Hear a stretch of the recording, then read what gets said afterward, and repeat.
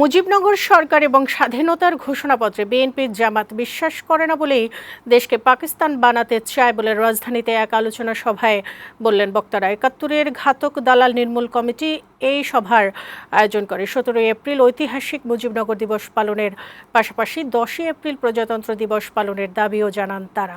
এ সময় তরুণ প্রজন্মকে দেশ স্বাধীনতার সঠিক ইতিহাস জানাতে ১০ ও ১৭ এপ্রিলের ঘটনাবলী পাঠ্যপুস্তকে অন্তর্ভুক্ত করার আহ্বানও জানান। সাজ্জাদুর রহমানের প্রতিবেদন।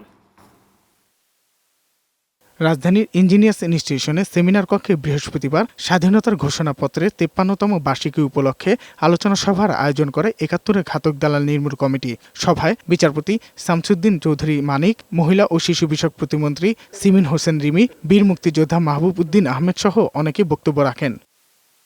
বক্তারা বলেন, ৭৫ পরবর্তীকালে স্বাধীনতা বিরোধীরা দেশ পরিচালনা করায় ১০ ও ১৭ এপ্রিলের ব্যাপারে বর্তমান প্রজন্ম খুব একটা জানে না। দেশ রক্ষা করতে হলে মুক্তিযুদ্ধের চেতনায় তরুণদের উদ্বুদ্ধ করতে হবে। পাঠ্যসূচিতে এই ঘোষণাপত্রটি সেখানে কিন্তু নাই। এটা পাঠ্যসূচিতে আমি মনে করি একটি প্রধান অধ্যায় হওয়া উচিত। ৭৫-এর পরে পাকিস্তানের এই দেশ শাসন করেছে। ১০ এবং ১৭ এপ্রিলের স্বাধীনতা ঘোষণাপত্র কোনো কিছুই তারা আমাদের পাঠকদের জানতে দেয়নি। আমাদের নতুন প্রজন্মকে একটা কথা বলে যেতে চাই, রাষ্ট্রকে যদি রক্ষা করতে না পারো সেই ভুলের মাসুল তোমাদের দিতে হবে।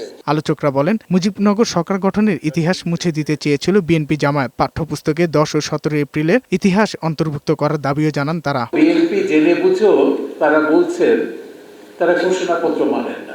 মুজিবনগর সরকারকে আমরা বলি না, আমরা সবসময় বলি যে এটি হচ্ছে স্বাধীন বাংলাদেশের প্রথম সরকার, বৈধ সরকার। বিএনপি যেগুলি মানবে না, সরকার সেগুলি করবে না, তাহলে তো একটা প্রশ্রয় দেওয়া হচ্ছে, বাকিটা হচ্ছে কথার কথা।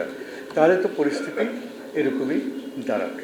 স্বাধীনতার বিপক্ষ শক্তি এখনো সক্রিয় জানিয়ে তাদের বিরুদ্ধে সোচ্চার হওয়ার আহ্বান জানান মহিলা ও শিশু বিষয়ক প্রতিমন্ত্রী। দেশ স্বাধীনের পরে আমার মনে হয় খন্দকার মোশতাক আহমদকে আর অন্য বিচার না খুঁজে, অন্য লোক না খুঁজে তাকে বিচারের সম্মুখীন তখনই করা হয়তো দরকার ছিল। দুইটা পক্ষ বিপক্ষ নিয়ে আমরা এখনো চলছি, যারা তার নিজের দেশের স্বাধীনতাটাই বিশ্বাস করে না। নতুন প্রজন্মের মাঝে স্বাধীনতার ঘোষণাপত্রের গুরুত্ব ও তাৎপর্য তুলে ধরার আহ্বান জানান বক্তারা। সাজ্জাদুর রহমান, বৈশাখী সংবাদ, ঢাকা।